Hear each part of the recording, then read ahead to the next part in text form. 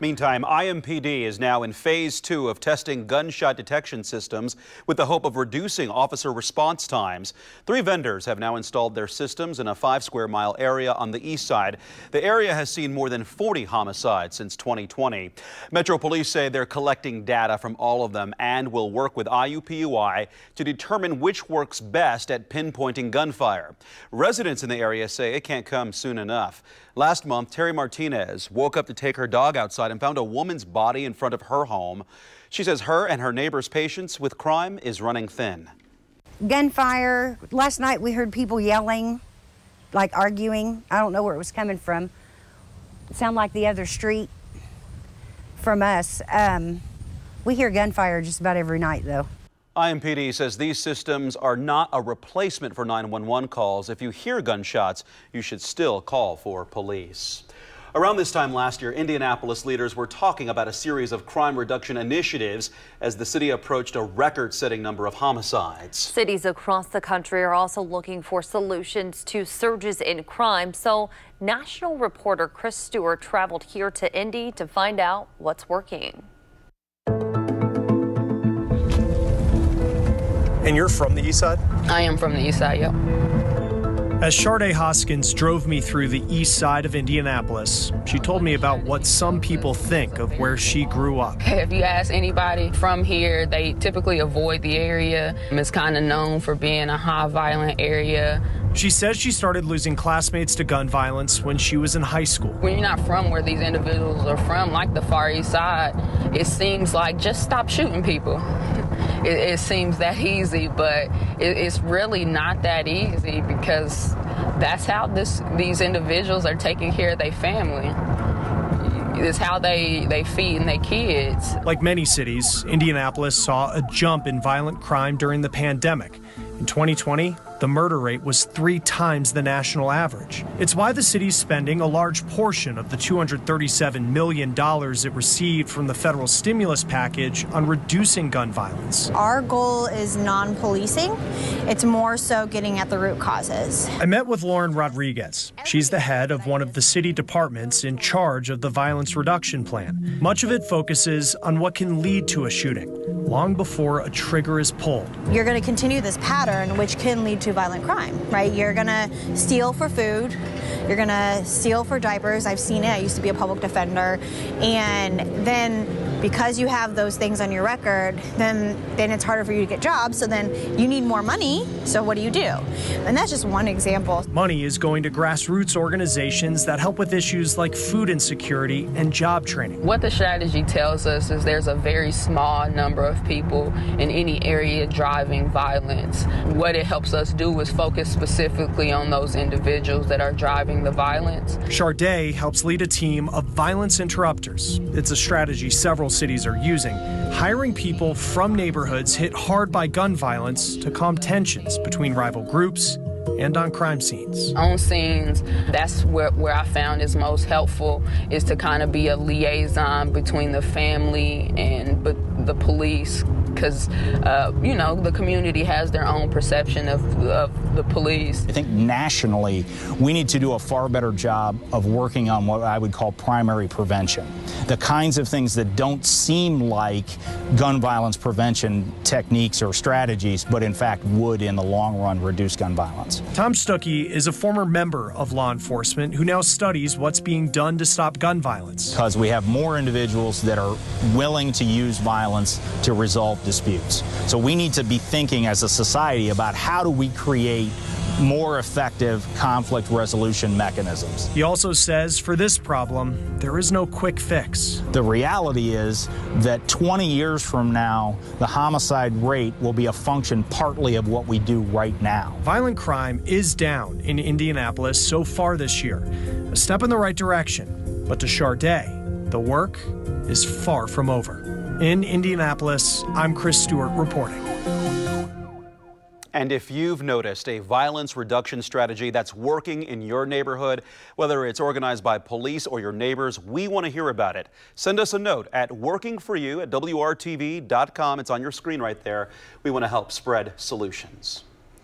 Tonight, an Anderson man is accused of stabbing and killing his own mother, and we're learning she tried to get help for her son, before the crime. Police say Janet Hart was found dead inside her home on Monday. According to court documents, next to her was a petition filed earlier this month to put her 28-year-old son into a group home. The petition alleges her son suffers from hallucination, paranoia, delusions, and is a threat to himself and others. Detectives found him a few miles away from Hart's home. According to the documents, due to her son's erratic and aggressive behavior, he wasn't allowed to stay in Hart's home with her, just the garage. The Madison County Prosecutor's Office plans to file formal charges in this case on Friday. WRTV asked several experts tonight what families can do if they feel like a loved one is a threat to themselves and others. None would agree to speak on camera with us, but they did say it is difficult to force an adult to seek treatment, and in many cases, police need to get involved. Charging stations for electric vehicles will be coming to a highway near you. Today, the Department of Transportation greenlit EV charging plans for all 50 states. $1.5 billion will go toward the projects. As part of the network, the government wants a charging station every 50 miles along the interstate. On Tuesday, leaders from black communities across the state met with federal transportation officials, urging them to be sure their community sees the benefits of the investments into electrical vehicles, because historically, the black community has not benefited from major deals like this. It's important to have equitable representation, not only in the placement of the charging stations, but also making sure that minority businesses are able to get a piece of the pie, making sure that the manufacturing, the infrastructure, everything is distributed equally over the state of Indiana. Federal transportation officials told those Indiana leaders they will take those concerns to Secretary Pete Buttigieg to address them before this major infrastructure rollout. The criminal case filed against the only man licensed by DC Comics to build replica Batmobiles is ending. As you may recall, Mark Raycup of Logansport had his shop raided in early August by deputies from San Mateo County in California. The deputies were sent after a customer in California complained that Raycup accepted his payment but moved him to the bottom of the wait list. Raycup was facing charges for obtaining money by false pretenses and diversion of construction funds. Those have now been dropped. Raycup says the customer lost contact with him and missed payment, so he moved him to the end of the line, which is his policy. This case came to light after our ABC station in San Francisco investigated a whistleblower tip from someone inside the sheriff's office, and that tip claimed that the sheriff decided to investigate because he and the customer are friends. The president's plan to forgive thousands of dollars of student loan debt is facing a hurdle. After the break, Cornelius Hawker explains why a local man with student loan debt is now suing the administration. And I'll be up front with you. 80 degrees seems out of reach, but temperatures are headed back into the 70s. And details on Hurricane Ian are straight ahead.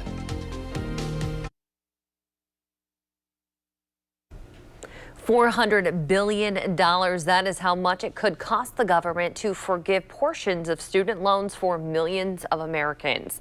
That new estimate coming from the Congressional Budget Office. No debt has been forgiven just yet, and a lawsuit could put a hold on President Biden's plans. Yeah, it calls the president's move illegal and abuse of power, and it was filed on behalf of a man living here in Indianapolis. WRTV's Cornelius Hawker joining us in studio now. And Cornelius, we did expect some legal challenges to the debt forgiveness plan here. Right, Mark and Nicole. Legal experts have been scratching their heads since Biden announced this in August about who was going to challenge this. And essentially, this man claims in a lawsuit that this is bad for him.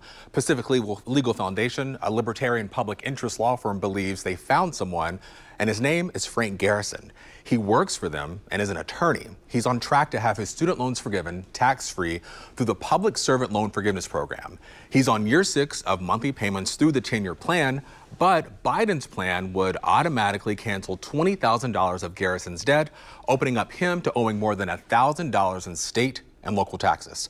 I talked to a lawyer on this case who says besides the tax liability it'll create for some people, there's another big problem. This entire program is illegal. The president is ignoring law that says when the federal government makes loans to student borrowers, those loans have to be paid back unless Congress has created some sort of exception like the Public Service Loan Forgiveness Program. The Biden administration has not commented on the suit, but has pushed back on claims the debt forgiveness is illegal. Education Secretary Miguel Cardona says the HEROES Act of 2003 allows him to cancel debt for people who faced hardship during the pandemic. An estimated 8 million people won't have to apply for student loan forgiveness because they're on income-driven repayment plans. The government knows how much they make and if they qualify.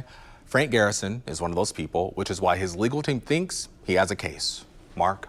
A long path. We'll have to see how that turns out. Cornelius, thank you. The application to apply for relief should be available in early October, but could be delayed because of this lawsuit. We will keep you updated as we learn more here.